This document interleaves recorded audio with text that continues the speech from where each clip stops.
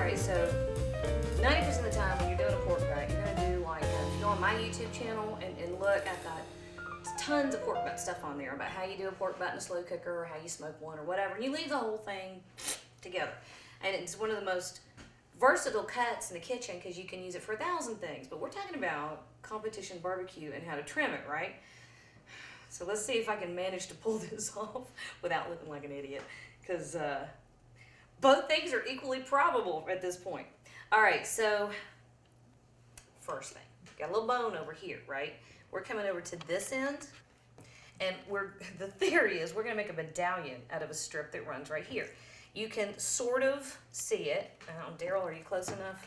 Whoop, slipped right over, didn't he? You can kind of see it right here. This is where we're gonna take a medallion piece, okay? And we're gonna do it by trimming this piece out here, starting with this little trench, right? So we got our little baby knife. And this is one of those things with, I can debone a chicken in no time now, but this is one of those things with practice. I'm sure I would get faster, but I don't think it's necessarily about hot dogging. I think knife skills come from doing it correctly and working slowly. Children, did you hear me? I have kids that have just begun learning how to truly work with knives, and I keep telling them, no hot dogging, because you look like a jerk when you do that. But you do, you get to the point where you're much faster. All right, now here, I'm pretty impressed with myself already. So I'll take what I can get. Because you can already see where I pulled out that little wedge of fat out of there. You begin to see where this muscle will separate, right? Now, what we're after is something that we can make a true medallion out of, though, isn't it? Mm-hmm. Okay, so this piece, as is not truly big enough to make a true medallion, right? So our natural line, kind of look at it, we want to separate it and pull it back. Is that right? Mm-hmm. Okay, so we're going to follow the line of the muscle at this point, aren't we? Yeah. All right. Kind of go out a little bit further. A little further this way? Yeah. Or further this way? Uh, This way? Anyway, yeah, to make Okay. it more round. Make sure you got enough to make it round. Okay. So if you kind of tease it with the tip of a knife, without truly cutting the meat, you'll kind of get an end on that fat, and if you get that out of the way, you can see better what you're doing. See, I just made myself sound smart. Basically, I was saying I can't see what I'm doing. So I'm going to work it so I can. Oh, you know what? You know what that is? Blood vessel. Check this out, because that's gross, and you don't want to eat it. That big old vein, you don't want any of those in your final product. No. So you know already that here's something you're going to have to get rid of. But right now, ew. Let's get him out of there. All right. Okay, Daryl, so we're making a round medallion, right? Yeah, it's a long tube that you can go and cut it at 90 degrees and make, probably 6 or 7, about a ½ inch or inch medallions. So define a medallion, Daryl. A medallion's about a 1 inch circular piece of pork that's made out of the money muscle. Okay, define the money muscle. Money muscle is the piece in front of your knife there, opposite the bone in the back. This. Right, and it has that distinctive look across the front. Okay, front or front? Front as in toward me. Okay, so the distinctive look here, meaning The distinctive look here. Here, that's along not towards this edge, you. along Oh, this way towards yeah, you. Yeah, toward that edge. So you're looking for this. Yeah, that's. You mean those striations? Yeah. Okay. That's. Now, distinctive look. Does that applies simply because you're wanting to know where the money muscle is, not that you're going to use that as any part of the presentation, right? No, that's like the most important, and the reason they call it money muscle is because you win the competition and you win money. Ah, I gotcha. Because it's the championship muscle like the Boston. All right, so I can see where we're going to end up with something sort of rounded. There you go. I have a question though. Look here, once you've begun pulling it, because we had that natural separation here, and all I've done is work the connective tissue in between the two pieces, right? So I come in here, and I find a tiny piece of membrane, and we have another separation here. I'm going to stay to this side. Take it, yeah, it'd be Okay. fine, yeah. And we're going to take it the length of the Right, piece, there you right? go. You know, I can see this is definitely one of those things where I would take a few weekends in a row Yeah. and get a butt every weekend Yep. and practice and truly look at the way the meat is constructed, you know? Because when we started talking about finding this piece of meat and the money muscle and making the medallions and that sort of thing, I've cooked enough pork butts. And I'm not supposed to separate this entirely, am I? No, just get it down to somewhere just above the fat cap, and Okay. I've cooked enough pork butts that I was familiar with the different ways that the muscle runs in this particular cut of meat. And I was like, okay, this kind of makes sense. However, not ever having actually gotten in there and played with it and done it, I've noticed several things that I've never paid attention to. So I think if you're going to start doing competition barbecue, best thing you could do is spend a few weeks eating pulled pork. All right, now, I have taken this down to where you can see the fat cap, there you go. which this is the fat cap. Mhm. So now you can see the fat cap, and our ultimate goal would be to use this to trim a medallion. Right, make Is that them down. correct? Yes, ma'am. So now I just leave it hanging there? Yep. That's weird. Now, Why am I leaving it hanging there? because you can make more bark all the way around it. By opening All the way inner- around this piece? Yeah, all the way around that piece you got bark. I gotcha. So, that's extra outside. Yep. Now, does anybody refer to it as outside in the competition world? That's how I grew up with it. Mama ordering outside sandwiches. That's what they do down in Alabama. Oh, wow. It's all outside. All right. Now, on this end, we have, let's see. I'm not sure what you can see, so tell me if I need to move it. Again, you're going to pay attention to where you see different sections, right? So, here's one. Tube, right? Mm-hmm. It's called a tube. And here's one. And you can see the line of demarcation here and here. And there's a big nasty vein in here at some point that we're going to get rid of. So now, you want me to take the whole thing off, or do you want me to take a tube? How do you want me to do this, I Daryl? just want you to get in that crevice right there and keep Yeah. pulling it back and take all the membranes out of that center. All right, but we're not actually cutting it out. No. Okay. And there are, this here, if you cook it up to the right temperature, Yeah. will be a horn, and this will be a horn. Okay. And you can take those out and actually make them into a medallion or decoration for your box. But now, it, Garnish your meat with meat. yeah. And Sorry. but I don't think it's won many competitions. I think that they like the money muscle medallions, but they don't like the horn medallions. Wonder why. I don't know. What's the difference? Have they taste different? Is there a different texture? If you go to the Barbecue Superstars pulled pork page, you can see about 4 or 5 pictures of different horns that they made medallions out of. I got you. And but it looks like a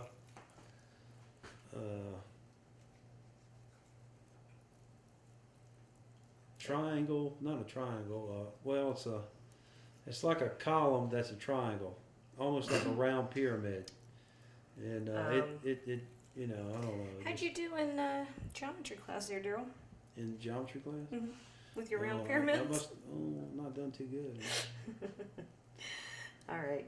So this is just silver skin stuff. Yeah, It's not just- truly silver skin, but it's tough. Cartilaginous. Is that a word? Did I make up that word just now? Mm-hmm. I'm going to own it. I own that word. This is what I need to remove, right? Yeah, get that. Now, is there any kind of cool trick to this like we do with the... 'cause Uh, normally when there you go. That little point will Yeah. just get right up under there and just take it. Normally when you're doing pulled pork and you're doing it in the slow cooker or you're doing it on the smoker for home at home, you don't go mess with this. Because when you're pulling the pork later, it's easy to find and you just toss it out. And after it has cooked, all that connective tissue, the gelatin has rendered, and it's still tough. You still don't want to eat it, but when you're pulling the pork, it's easy to find and toss. And it separates quite easily. Oh, this isn't too bad. So what we're doing is we're earning surface area for bark and more flavor.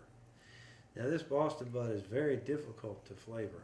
it'll eat a lot of rub and injection, and there won't be any flavor remaining. And so now the surface area you can expose where that rub attaches is good. So we're going to do the same type of injection on this that we did a few minutes ago for the pretty little racks of ribs that we've got outside. And we're going to use the same combination, aren't we? We're going to use two fluids. We're going to use white grape juice, and we're going to use the pork injection, the commercial pork injection. Sweet smoked cube. That's right. So you know these guys, huh? Yeah, now Jim Elser took second place in the FBA. He led all year just about. And then there were, So I'd say he knows what he's doing. at the World Food Championships, like 4 of the teams scored in the top 10 that Wow. used Sweet Smoke Q. So he's got a great track record. That kind of gives you, if you got somebody with that kind of track record, you want to kind of pay attention to what they have to say. Mm-hmm. All right, so I've gotten all but this little trenchy part here, Wow, that's right here. awesome. But we've got it here too. So when you said we're gaining surface area, do we want to come under here? I do. Okay. It's a hard job. You got skills. I feel faint. I need my spray bottle. Actually, no, I don't. I told Daryl if I didn't be careful with what I was cooking, I'd get pretty entertaining. We would learn nothing about barbecue. Boy, you haven't wasted any pork at all. You've really done an expert job of that. Well, that's because I'm a home cook and I'm stingy. You know, a lot of this, I think, which is kind of funny, you and I were talking about this, because I'm new to the competition world, right? But I do know a lot about food in general. And one of the things that I think is crossing over from my world into your world is how to use cuts to their best advantage and why a cooking method works. So Low and Slow works with these competition cuts because you have lots of connective tissue. You have muscle fibers that run in different directions. You still have to use the same principles. Now, you know, a home cook normally would not do this kind of trimming, but I certainly understand, you know, what you want to do to have as much bark as possible. You know, you're going after that outside, boy, that's good stuff. What I heard is that a restaurant in Memphis was simply trying to find a way to use up the burnt ends. They didn't know that it was sellable. Mm-hmm. And they stuck it on the buffet, and before they knew it, that's what people were after. Yeah. They probably had my mother down there. Right down in that corner that you're at, that's where that vein's at. There's a make Okay. sure you got to get that vein out of there. I've heard of this vein, the legendary vein o' pork butt. So where am I looking for it? Straight down that corner there. In here? Yeah. So do you want me to continue taking? Look at this. Just there is a little more fat there. Yeah. Do we want to bring it all out? Yeah, just go ahead and get that little corner out of there and see if that vein. You might have already got it, but What if I didn't? yeah, if you didn't, then you can. All the barbecue guys will talk about me. We can't have that. Yeah, you're down to the cap, so you got it. All right. Yeah, because this is, that little triangle in there touches the cap. Mm-hmm. And a lot of times, if you braise a pork butt, it does begin to fall apart. And sometimes if you've really gotten it super tender, when you pull it out of the braising liquid or what have you, you'll notice that it really comes out in two pieces. And that's what's happening right here. Is what has happened is that fat and cartilage has rendered in between the two pieces, and it separates along this line. Mm-hmm. Like that. Yeah, looks like time to inject. All right, and then we're down to the bone. Mm-hmm. All right, I'm going to give my hands a quick wash. Give me half a second. I hear my barbecue sauce over here. It's kind of sounds like lava, which is perfect. You can't really simmer it. It's far too thick. But you do want to keep a nice low steady heat on it. And every once in a while you're going to hear and you can see it's kind of graced my stove a little bit. So that's exactly right. We're going to let it do its thing. All right, so now we've got back, this is the same injection that we used. Let's move this over here. The same injection that we used with our ribs, which was 2 to 1, right? 2-1. 2-1. I'm going to mix up a little bit more just because we have a lot more injecting to do.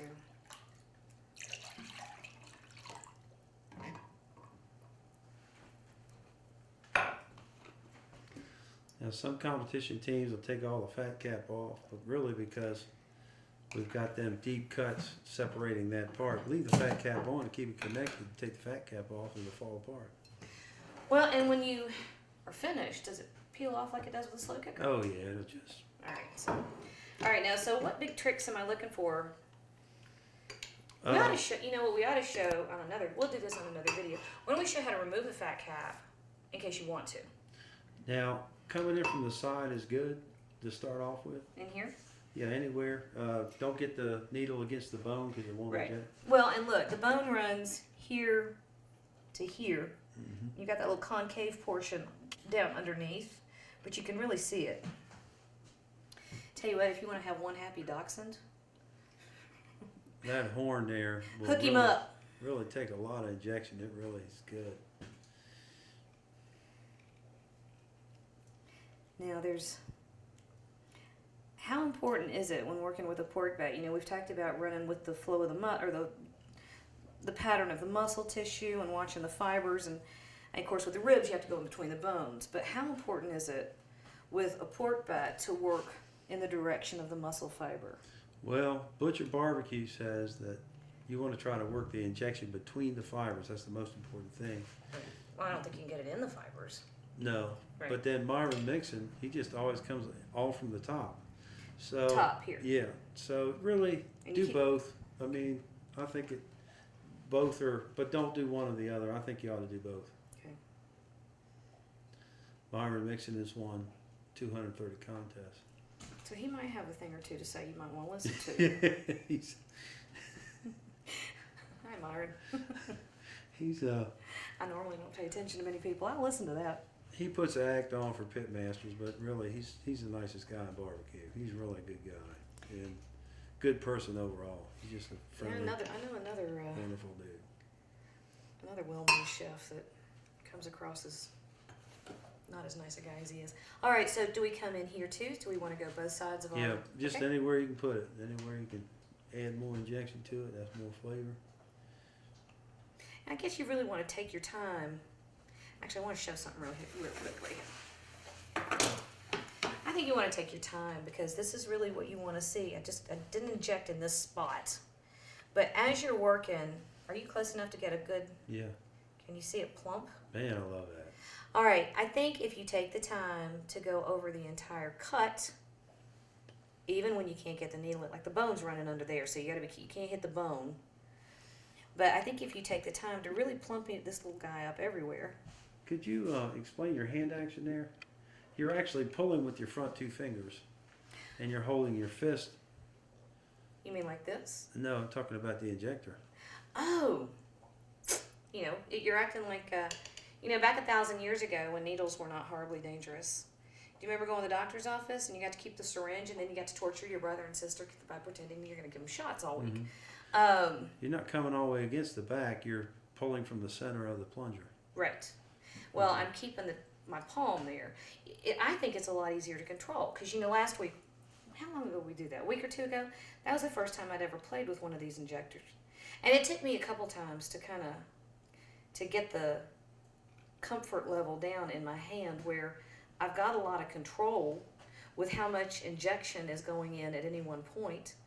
I have a lot of control of how deep I place the tip of the injector needle. See? Mm-hmm. And then I'm just pulling with my fingers and the palm of my hand. And I think it's a lot easier to control than if you're going in there trying to push it like that. And I'll tell you what, y'all, if I can do it with my little goofy miniature child doll hands, then, it's not a hard thing to do. You'll go back and watch me do that brisket, and you'll think it's one of the world's hardest things. It's just because that's the first time I did it. That's what I'm saying. I think if you're going to start studying to do this quite often, just like cooking in general, allow yourself several to screw up.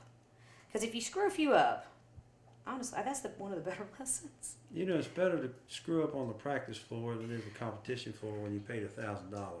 Boy, that's the truth. Don't go out there and say, well, this is my first cook and gee whiz. There's so much stuff on YouTube. We're going to have a cooking school.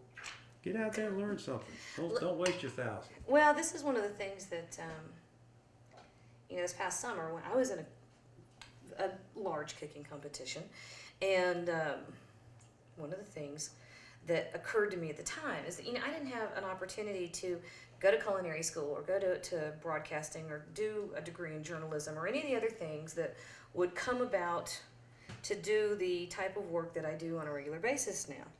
However, we have access to more valid, strong information through the internet and YouTube. Look at what I can go out and learn. You got to put some time into some effort and study. Boy, you don't have to go pay $1,000 and get your fanny whacked on the competition floor to learn. Learn by doing it at your house first. All right, now I'm not going to be able to go in the other side and inject from the other side, so I'm trying to get this as deep in an angle as possible where I can avoid that bone.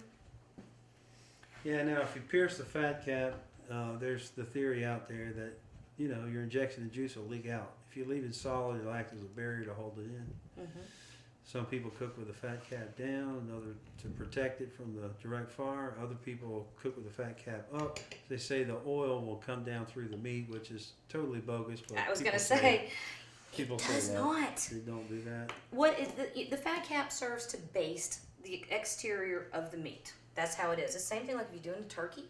You can brine it and then roast it, but basting won't do you any good at that point. Basting will give you a gorgeous exterior and it'll get you a nice crispy skin, but it won't keep the meat tender or juicy or moist or anything like that. Something else does that. Okay. Now, I'm afraid to touch this silly money muscle because then it won't be money. Ooh. Do I inject this? You inject it. How? Is there a particular, am I going to go to barbecue hell if I go in the top of the thing?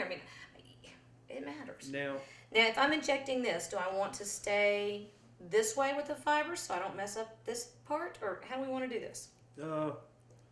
really, you ain't going to be able to get more than 2 or 3 shots of injection in there anyway. So that'll be good. And watch, the whole thing will blow up together. And that's the wonderful thing about a money muscle is watch. Mm-hmm. So you see how the whole end blows up? All right, hang on. I want to refill because you said I couldn't do it.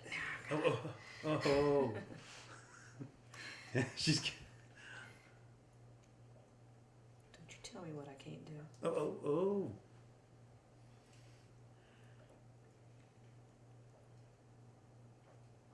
So you got 4 of them in there. Whoa! You're going to do a Myra Mixon and put a gallon in it. Now, Myra Mixon has been known to put a whole gallon of injection in a Boston butt and add 3 pounds to it. And I believe she's about to do the same thing. Well, I'll tell you what I'm doing. Hang on, I'm concentrating. Wow. I'm following the line of muscle. You're going right Because in in this piece, see, this is what I was talking about, paying attention to the way the meat is constructed. You can see after we've pulled this section down, it's almost like a little baby tenderloin, isn't it? Yes, that's what it is. All right, well, in that case, I'm really familiar with tenderloin. I work with tenderloin all the time. So, don't do that. I do the same thing. Which means you've got all these long striations, all these long muscle fibers to work with. Now, the muscle fibers, of course, can't cross over, but there's no reason why you can't come in here on the ends where you're not truly going to pierce the tissue and give it a spot for the moisture to run out. But why you can't come in there and do it that way? If you want to close up them holes, you can't hold your hand on them as soon as you pull the needle out, and they will heal. It actually does heal a little bit.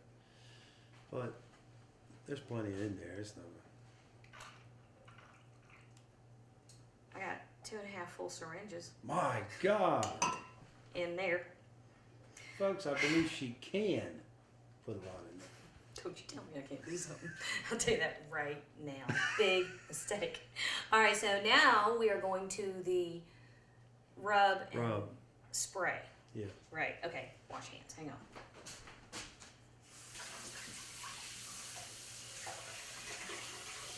So we're going to do the same thing in a rub with this guy that we did with our ribs. Pardon me. The whole point is to develop that crust and the flavor. Let's see, where my little ramekins go?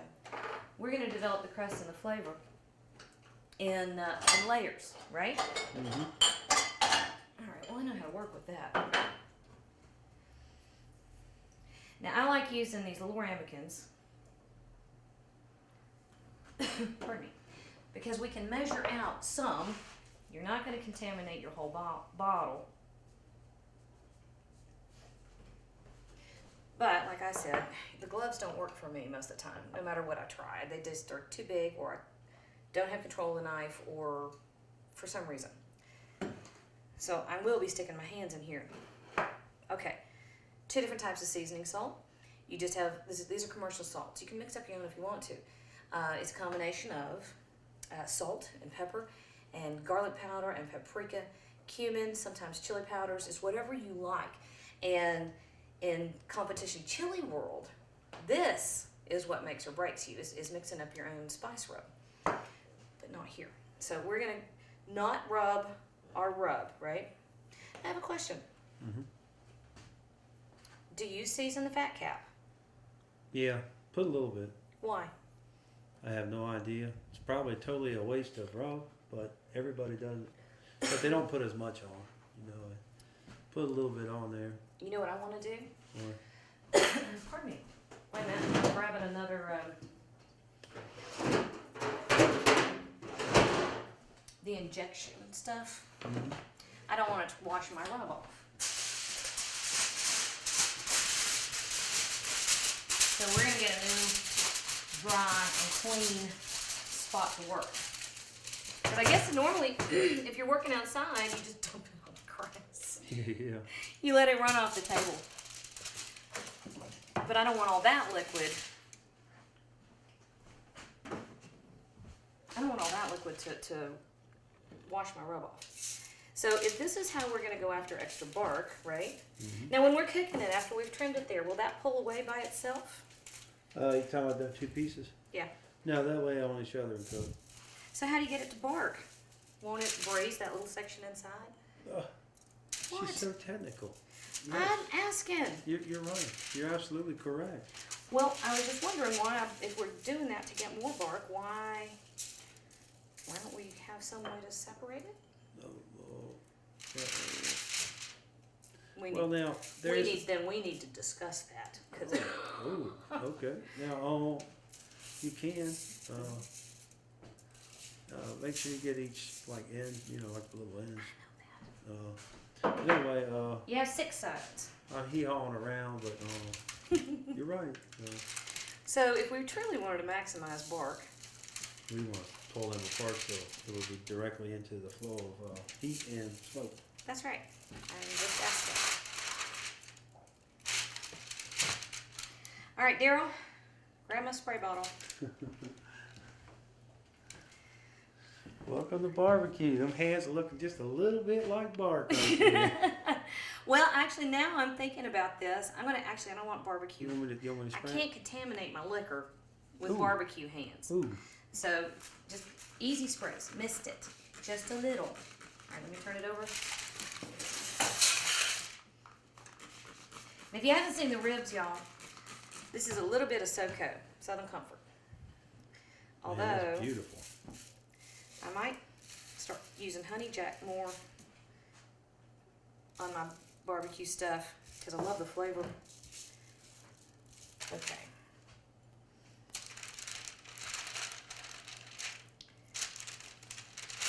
My God, you did get every end of it.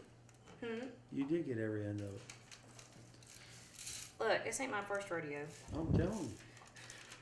She's doing it for 12 inches out, getting it all.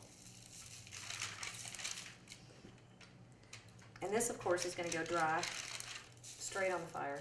Yes. And we start out with dry heat. A couple things. We really want the smoke to permeate. Mm-hmm. So we want the smoke in the initial cook phase, right? Mm-hmm. And we want to set this crust and start getting what will lead to bark. Mm-hmm. I'm really wondering. All right, Daryl, we've had the fat side up, fat side down controversy. I'm wondering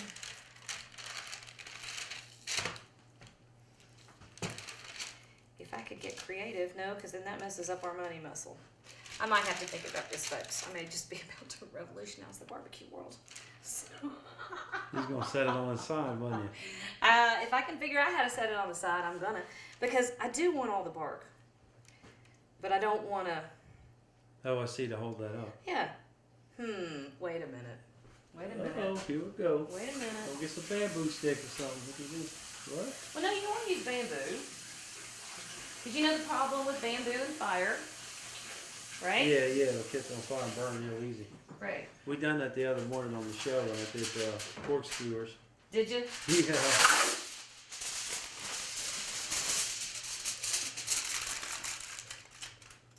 Whoa. Uh-oh. Now, we'll have to move these. Every couple hours.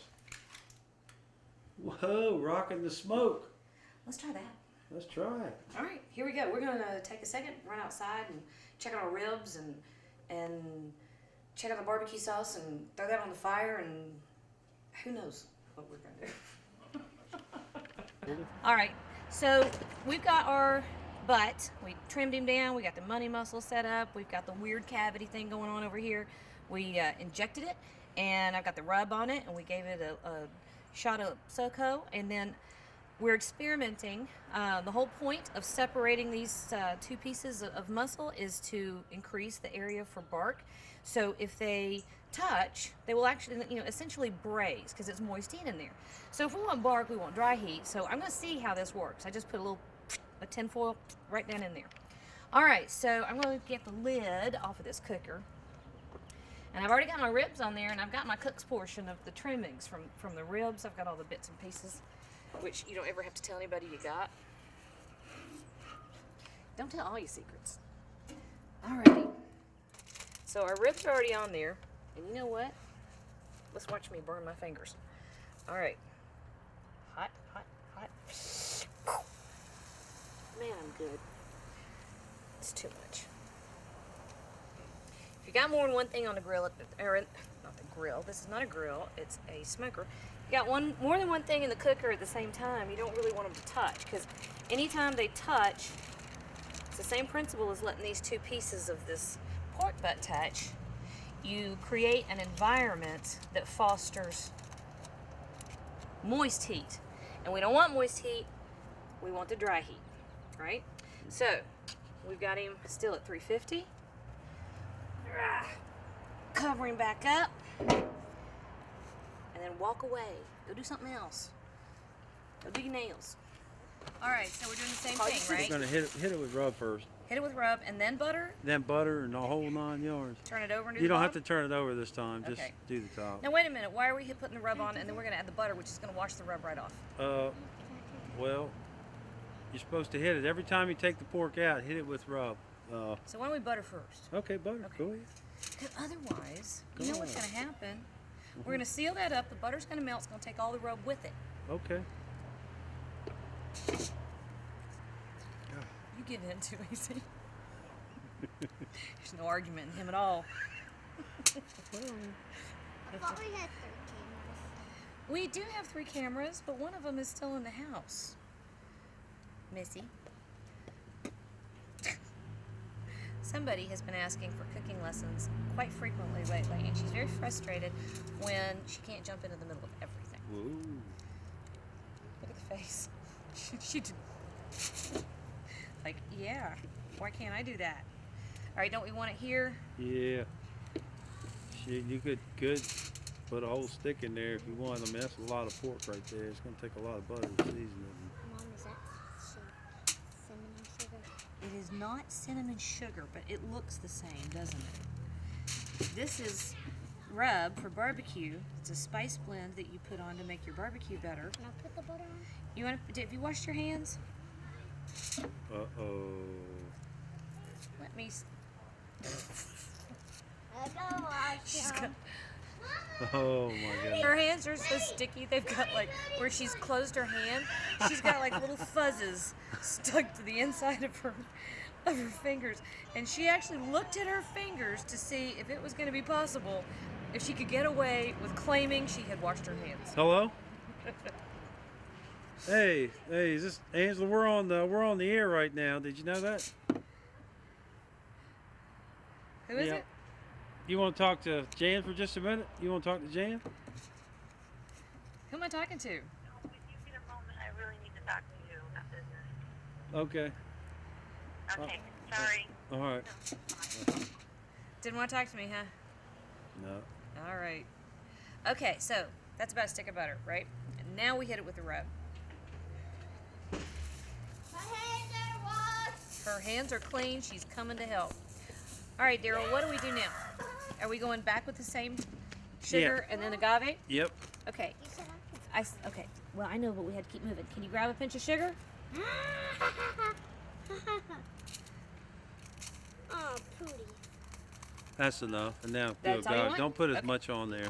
All right, and then a little agave. A whole bunch. A whole put the rest of that. Put the rest of the jar Are you on. serious? So Yeah. why do you cut the brown sugar?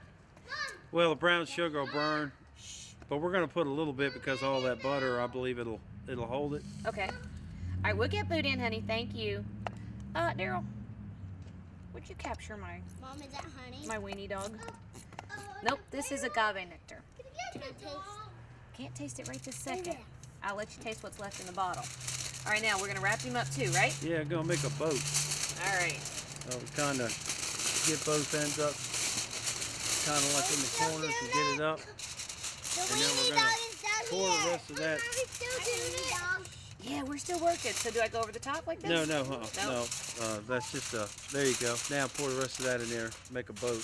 Well, is these okay? Okay, we're not. At what point do we? This goes on top and makes this is the cover. Okay, I got you.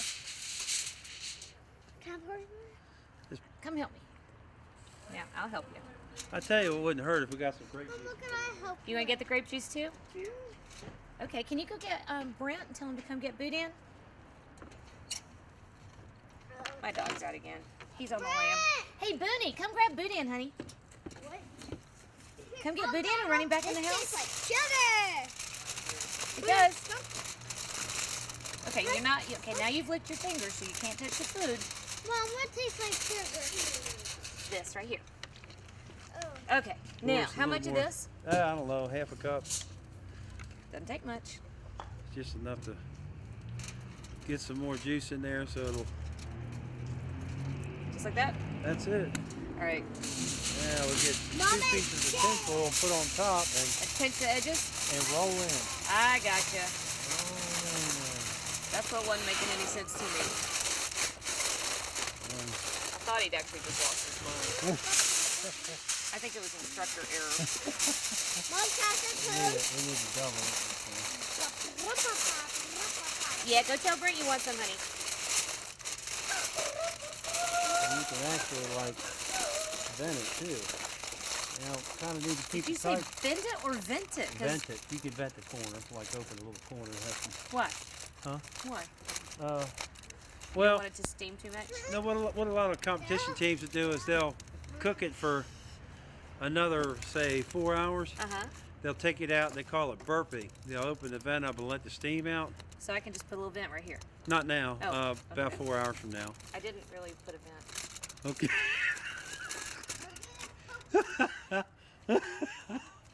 Okay. Hey, Boone! Come here, bud!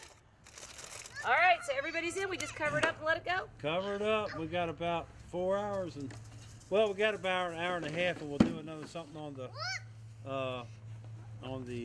ribs. Okay, gotta say, the barbecue sauce is so good. Boy. I'm using the one that's kind of got a little bit of heat to it. Now, folks, I'm gonna try to get her to release it, to go ahead and bottle that, because it's crazy good. It really was good. It's because it's winter time, sweetie. My 11-year-old is over here going, why is it so cold? Because it's January. Oh, my hoodie. You know what? You didn't find your hoodie. I found your hoodie. You know where I found your hoodie? Laying in the floor. What? There's no. All right, let Boy, me look see at the bark in the crevice there where she did the tinfoil thing. That was awesome. hope people can see. Oh yeah. I'm getting in my way. I don't know. Boy, look at the steam, good and hot. There's a fire over here. Daryl, I just sloshed stuff all over your table. Okay, so we want to crust and caramelize all these locations where we worked on getting a crust, right? But we had the fat cap underneath.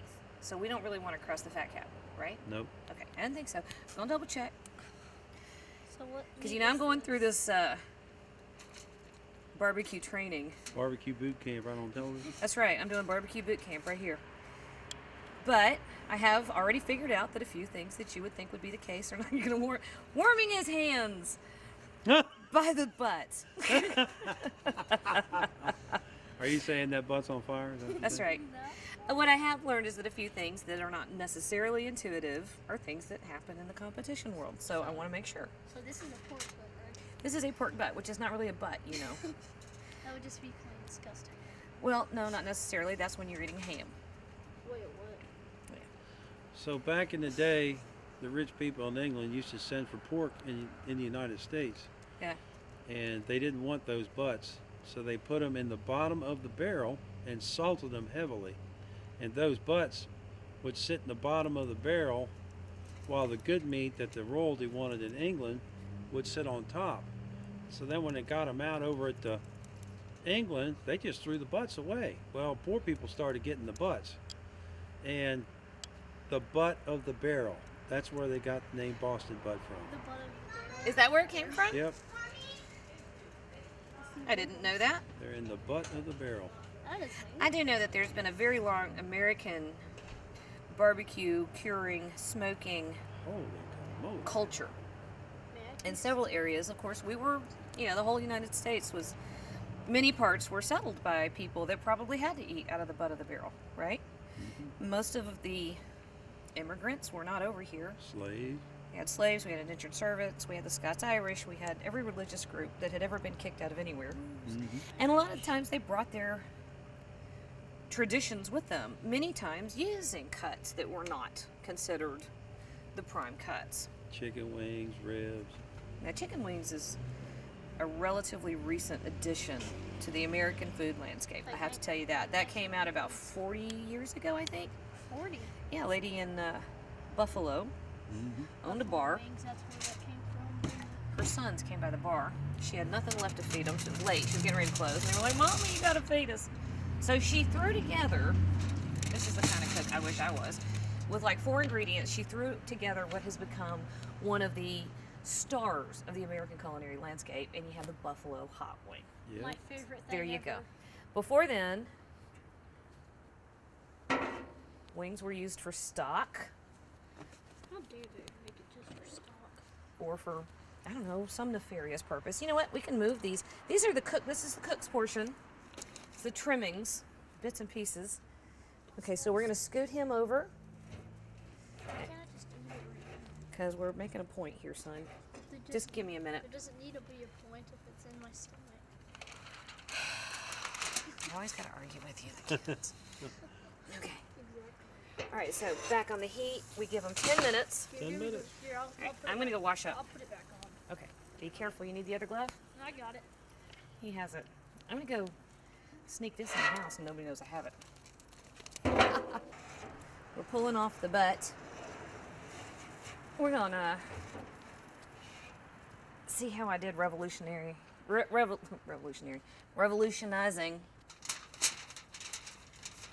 Wow, they're real the world good. of bark. And you know what? Did an outstanding job. Not too bad, actually. Sure is. You know, I would honestly, Daryl, tell me if this is okay or not okay, because we sauced it. Uh-huh. I would actually let it go for a little bit longer Yes. to caramelize that a little bit more. But it's really cold, and I want to take the money muscle off, right? Yep. So I don't want that to overcook. So no matter whether or not I put the rest of the butt back on there, I want him off. I may caramelize that outside just a bit more. It's hot, but I don't want my cheap tacky fur to get in the barbecue sauce.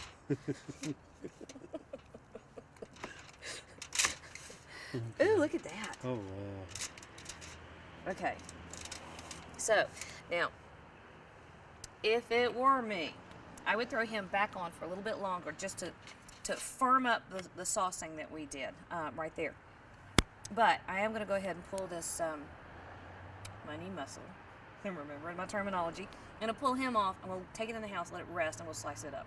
All right? But the rest of this, other than about 5 more minutes on that smoker, I think we're good. I really think we're good to go.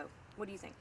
Well, Jan, you did an outstanding job. We appreciate you doing these videos for everybody out there, and we'll be doing the Jan Charles Barbecue Cooking School very shortly. And Y'all we'll be can coming learn at how you to with a lot do more this videos. with me. Except I'm gonna eat this piece right here. It's good, isn't it? Tag on. Thanks for coming by the Jan Charles Show. She'll be coming out with the barbecue school really soon. See you next time.